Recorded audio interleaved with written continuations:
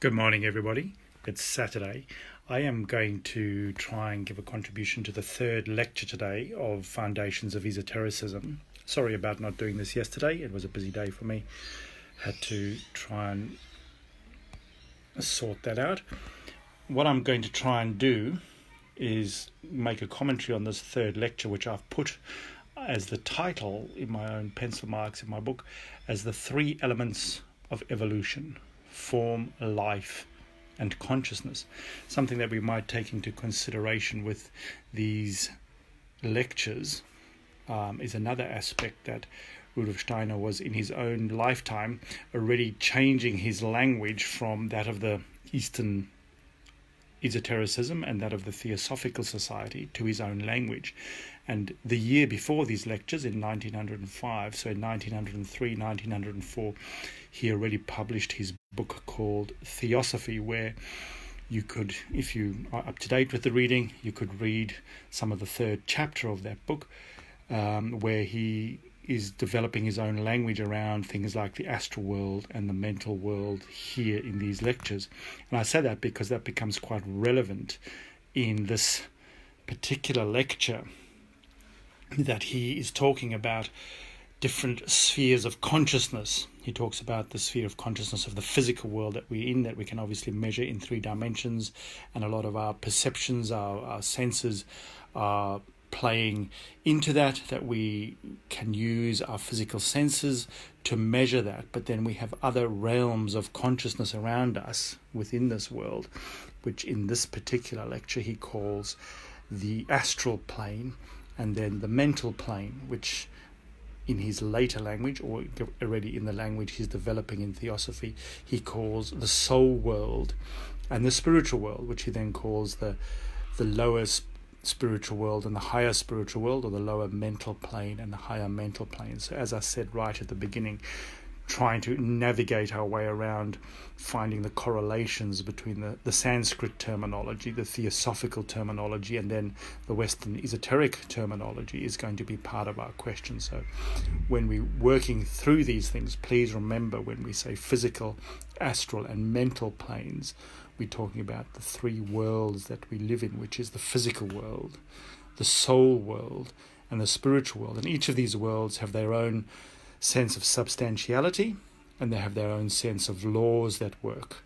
So, for example, we have in the physical world matter, physics, dimension, perspective, whereas in the soul world we might actually have a force that we relate to things through sympathy and antipathy, that things stand closer to us in our soul when we are sympathetic to them, and they stand further away from us when we have antipathetic feelings towards them, and that when we cross over into the consciousness of the soul world, we need to read things out of those forces and substances. And again, in the spiritual world, archetypes come into play. But as I said, you can read more about that in the book Theosophy.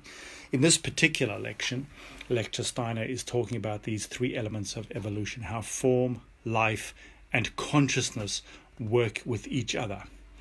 So he begins the lecture by giving us a very interesting picture about the plants. He says the plants are the feelers which are extended by the higher beings to gain information. So the spiritual beings, if we can regard the plants and the lower animals, they extend like their senses into the world in order to behold the world through them. And then he describes how we can look at the roots of the trees and the plants, and we can feel into the tips of their roots how they are, in a way, a sense of balance in the world. But when we then look at the human being, we can see how the human ear has a labyrinth with a small snail-like shell filled with the fine little hairs that are in the same sense, what the plant has. It looks like I'm coming on and off it looks like I'm coming offline online all the time. I'm hoping that's not going to be a big issue. Internet is obviously being used a lot at the moment. So this balance in the human ear has a similar relationship to what the trees and plants have in their root system. And then he develops the ideas that, again, taking his idea of sorry, I'm bouncing around it because I'm trying to change pages, that we have a relationship to the animals and the plant world. And he says that the archetypal symbol for us to contemplate of the relationship between the plant world, the animal world, and the human world is the cross. So the plant world has a direction where it pushes its roots down into the earth. The animal world has its spinal column that runs horizontal to the earth, and the human being stands with its sort of roots into the spiritual world with the brain. And he draws the picture there of this is a really important symbol that is to be considered on a philosophical level as the relationship between the three kingdoms that make up our hierarchy of the human being, the animal world, and the plant world sharing a consciousness. However, that he says that the human consciousness, as we learnt in the first lecture, is at this point an awake consciousness, whereas the animals and the plant consciousness and then the stone consciousness have their sense of self and their sense of thinking in the other planes. So some of the creatures that are around us, we have a consciousness in the astral plane.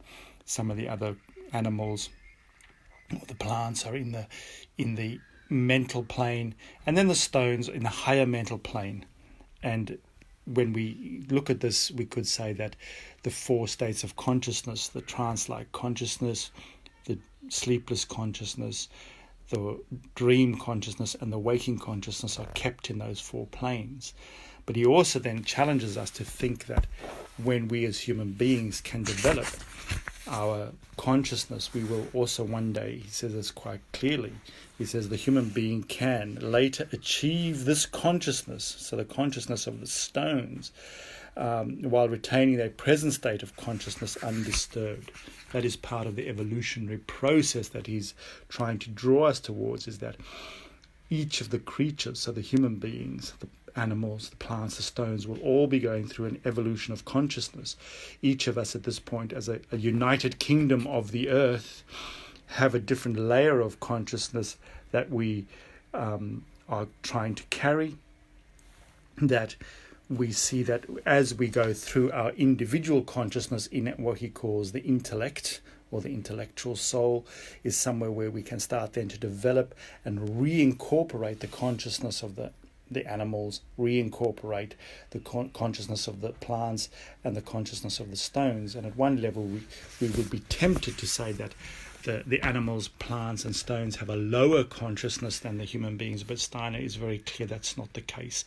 That if you have a consciousness or your thought world that is carried in the astral planes or the mental plane or the higher mental plane, is actually something that we as human beings must reincorporate, but through our individuality. So through our thinking, our feeling and our willing, we have to start incorporating what the plants and the animals can teach us.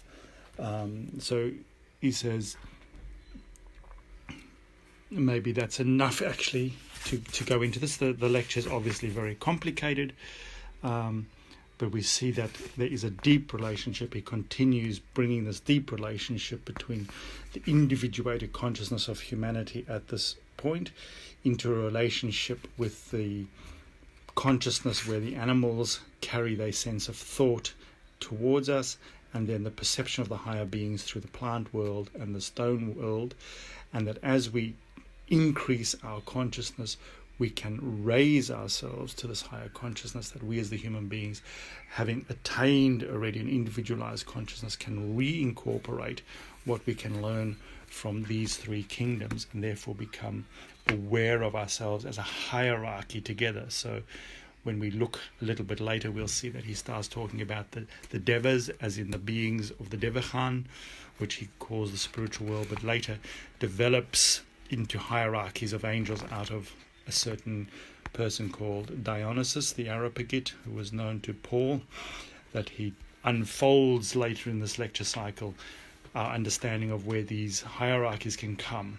But as we see how they at first perceive through the plants and the lower animals, that the world around us is the perception organ, we start to see how his thinking really aligns with that of ancient indigenous people, whether they be current indigenous or ancient indigenous people like the Celts or pre-Christian indigenous people.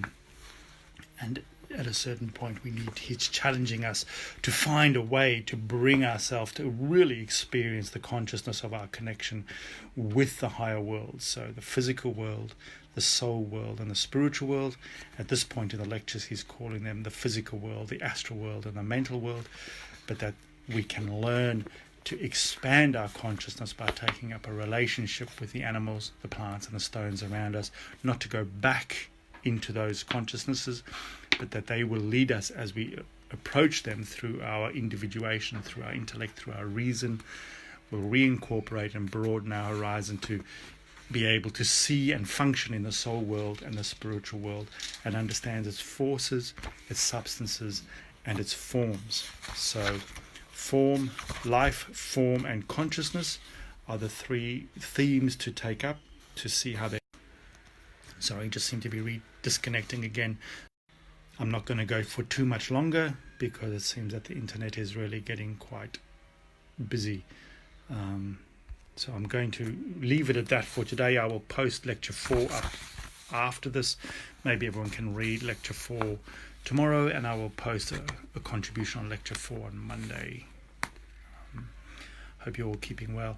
And as I said, if you're up to date or ahead of the reading of this, try and read the book Theosophy, especially chapter 3, because it'll give an insight into the development of Steiner's own language that he was developing at the same time or even previous to this lecture. Very interesting to follow that. Cheers, keep well.